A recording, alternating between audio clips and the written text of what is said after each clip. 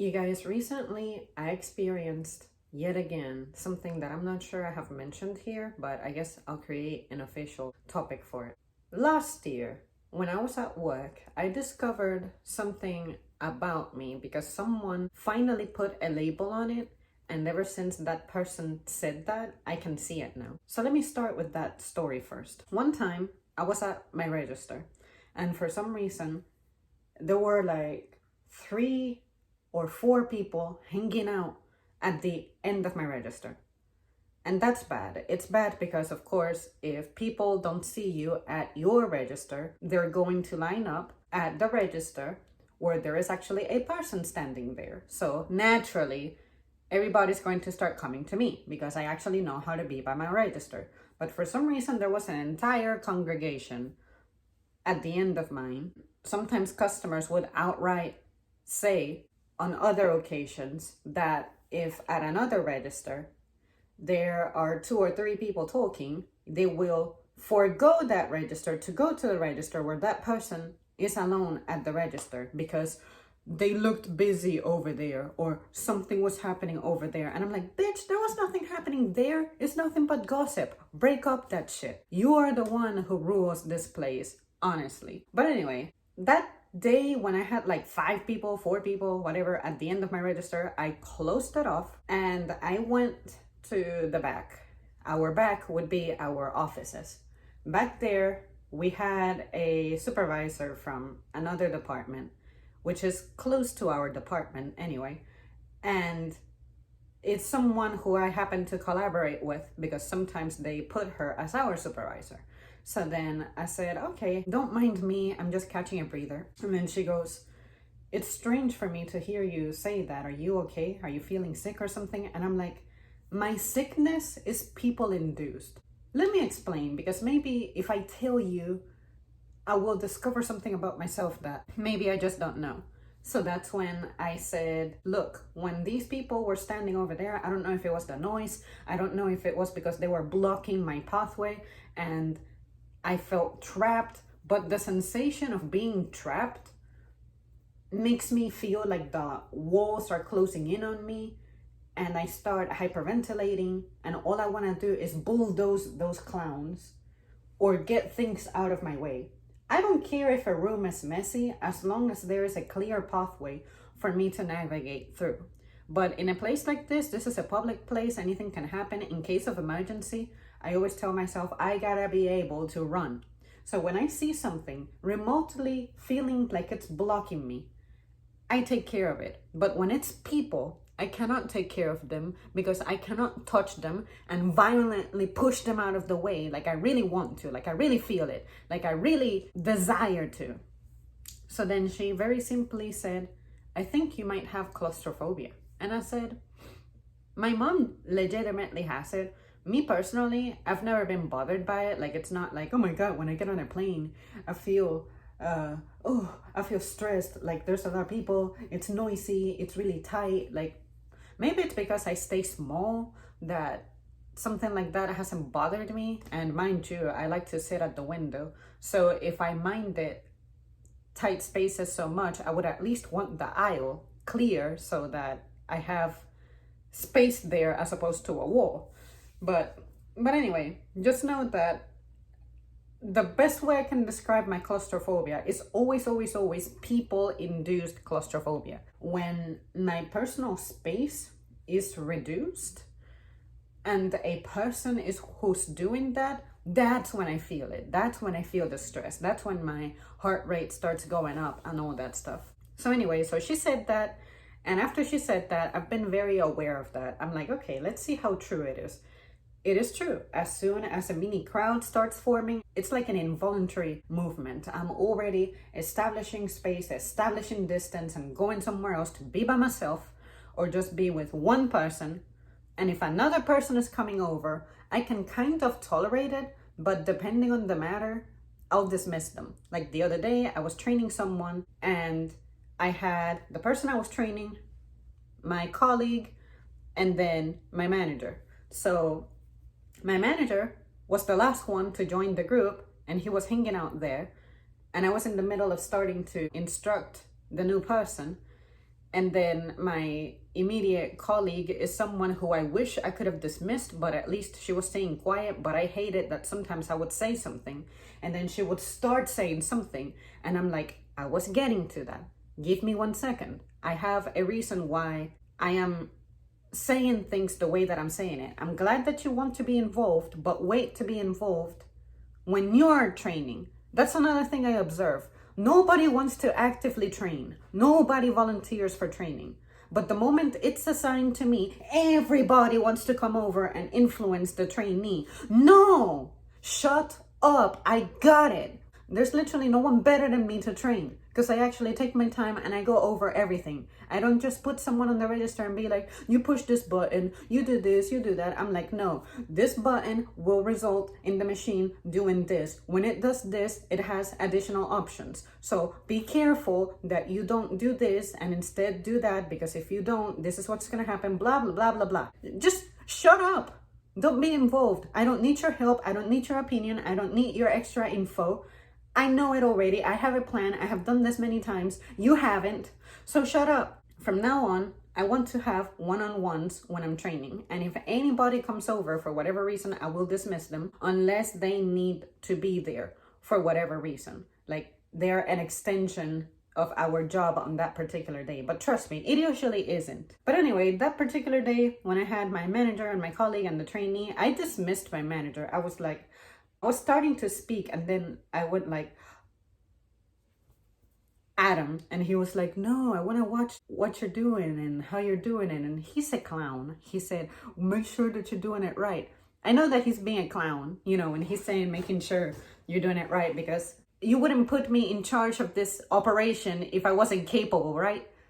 So like, shut up. Just go. Just don't be a clown. Just go. And he knows. He's aware that I have my moments like that because I've done that to him before. I'm having a one-on-one with someone. He comes over and he's just hanging out there. And I'm like, need help? And then he's like, no, just chilling. And I'm like, okay, well, go over there. Get on your little computer and do manager stuff, because right here, I'm doing cashier stuff. And then he just goes like, and I feel bad because he's literally my favorite person in the world. It's about space. Like, I can't breathe. 2 days ago, I was working customer service. When I'm customer service, I love being customer service because there's so many little things happening. Then you have a period of nothing but dead time. Nothing is really happening. So during that time, it's like my sacred time to just put everything together and start cleaning. And I'll pull the computer apart and I'll dust and I'll wipe it down and I'll restock my supplies and I'll bring bags. I'm telling you, I leave it spotless, immaculate. The phone, I disinfect our radios. I just become this maid in that area. And I like to do it because I know that nobody does it. I also like to take out the trash that's literally living there. Some people leave drinks half consumed, and I've noticed that they've been there for days. So I just grab it, toss it, because I know that you're not thinking about it. Sometimes people leave legit lunches half eaten, and I'm like, this is the stuff that makes this place smell bad, and it attracts all kinds of things that at least our pest control people, whatever agent they use, does a pretty good job about mitigating pests. But sometimes I will see a roach or something that was still kind of living, but it's like on its last few breaths. I just put it out of its misery and put him in a trash or something, but I can't leave the body there. At least it's working, but just because it's working doesn't mean it shouldn't be helped. Like if this pest made it this far, that means that we have things out that are attracting them. I want to mitigate that. So when I was at customer service, there was this individual who had another job. And for some reason, she wasn't doing it. She just loved to hang out at customer service and chat it up with the supervisors, or just look at the papers on the desk and just lean over the counter and just stand there doing nothing. Whereas out there, we had things to do. You could be helping collect cards. You could be helping sweep, help the concierge do those things. Like, you could be doing any number of things except standing at customer service in a tight ass spot anyway, standing in my fucking way. And we have boxes of returned materials. We have things that need to go back on shelves. We have, like, you know, all those little things that I'm freely moving at customer service when I'm by myself. I have a system. I'm organized. But your ass comes over here to just stand in the way. You are an obstruction. You are an object to me at that point that I have to get the fuck out the way.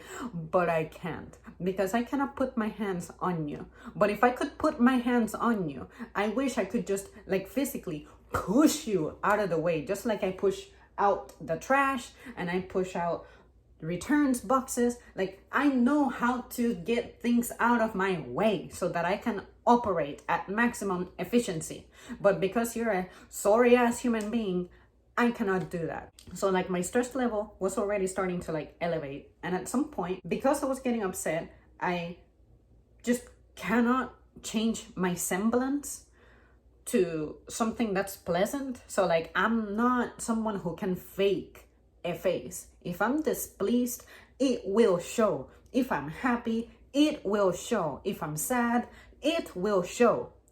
And for some reason, some people are oblivious and cannot read that language. But my manager, I guess since we're friends and he knows me well, he was like, there's something bothering you, isn't it? And I'm like, I haven't had a meltdown since the last time you saw me having a meltdown, and that was probably like a year ago. So I'm really happy that I made it to, like, the year mark before I had a meltdown. Yes, I'm upset. And then he was asking me why, and I'm like, I'm trying to let it go. And he's like, good, but I think you should still tell me what's going on. Is it something happening in this team, or is this something happening in another team, like another department? And I'm like, today it's this department. 2 days ago, it was both other departments and someone in this department. Today, specifically, what got me like this is someone here. Because I don't have the power of delegation. I don't have the power to spit out instructions out here like I want to. Because if I could, if I were like a manager or a supervisor, none of that shit would happen. But, you know, I'm not. So I gotta be happy with the situation. That's pretty much the meat of this video. People who stand in the fucking way. Not being productive. Not having a sense of space. Not having a sense of, if you see someone working like an ant, working like a bee, moving things around, flying things around, shuffling things around, why do you not have that impulse to move out the way, to exit the scene? Because this is a high productivity area and you are a low productivity person. So in a high productivity area, you as a low productivity person who likes to be a low productivity person, stay out of the high productivity area. That's what this is about. Someone with a degree of people claustrophobia, who's high performing, who's being obstructed by a people's, stresses me out and makes me physically upset. And I think that my manager was able to pick up on it a little before he asked me if everything was okay, because I kept going inside and outside the office. I decided to go into the office and take out the trash, and I was shuffling things around and I was sweeping like a little bit on the edge. I spent like maybe 5 seconds just sweeping the immediate debris that I saw and dumping it into the trash, taking that trash with me and then dumping that out and bringing it back. Like, when he hears a lot of activity like with the door, he knows that I'm owning something. But at the same time, I'm owning something because I'm trying to escape something. And then eventually he made it out to the sales floor. And I guess that's when he just stared at me for a second. And then I looked at him and then I looked away. And usually, since he's someone I'm happy with, I can hold eye contact with him comfortably. But that particular day, it was like, I just kept staring into the distance and he would give me instructions and he was like, oh, okay, that paper, you can get rid of it. And I would just have my gaze fixated on something and I would start ripping the paper apart. as he gave me instructions, it's like my body was automatically obeying what he was saying, but like my gaze was just fixating on something so that I could just let the movie that was playing in my head continue, but at least physically I'm still being productive. And the movie in my mind is usually the annoyance, and I'm thinking about how to neutralize it. But first I gotta neutralize it in my mind so that in person I can do it in a way that's not hurtful, not offensive for the person. Because when it comes to me, I want to tell these clowns the way that they need to hear it. But unfortunately, we live in a time when we have a generation of workers who get hurt so easily. And the worst part is that this person, she thinks really highly of herself at the job. And unfortunately, she's really not as good as she thinks. And there's that part of me that's like, if I could sit down with this person to evaluate her performance, I would tell her the truth. It's like, hey, you're not the best at this. This is how you can be better. Hey, you like to desert your areas a little too often. You need to work on staying at your place.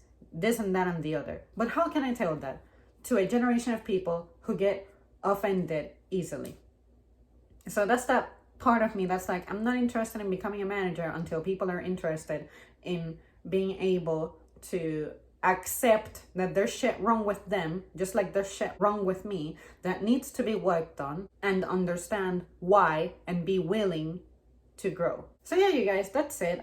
Basically, I am upset when someone is obstructing my pathway at work. Don't stand in my area, don't congregate in my area. Recognize the place. Even if the place looks like someone is standing idle, I may be waiting on instructions from somewhere. Usually when I'm standing still, it's because I'm either waiting on someone to come back, observing something, or waiting for an answer, either through their phone or through the radio. So just stay the fuck away from places that you know you don't belong at. Because you're not running customer service, you're not running the department, you have no business being there. You didn't just arrive into your shift. If you just got here, fine. Like, you're figuring out where you're going, where your place is, whatever. But after that's been communicated to you, you don't need to be touching any documents. You don't need to be reading things unless the reading material is given to you. You don't have to be standing there bullshitting, telling the story of what you're getting ready to do to your hair or which tattoo you're getting ready to get. Just go fucking somewhere else. We have a big building that you could be doing that at. But no, instead you pick high volume, busy, heavy traffic customer service. Don't. Well, that's it from me, you guys. Thanks so much for tuning in. Let me know if you have something similar happen to you where there's someone who just shouldn't be in your area, but they're just there and they're a plague. And they just don't get that they're being a plague. And instead they hang out, and maybe you tell them that they got stuff to give attention to, but they just don't. And anyway, does it happen to you, or do you just not care because you don't let it affect you, or it doesn't affect you physically like it does me? Like, it just physically makes me agitated, and mentally it like starts stressing me out to the point that my functions are blocked.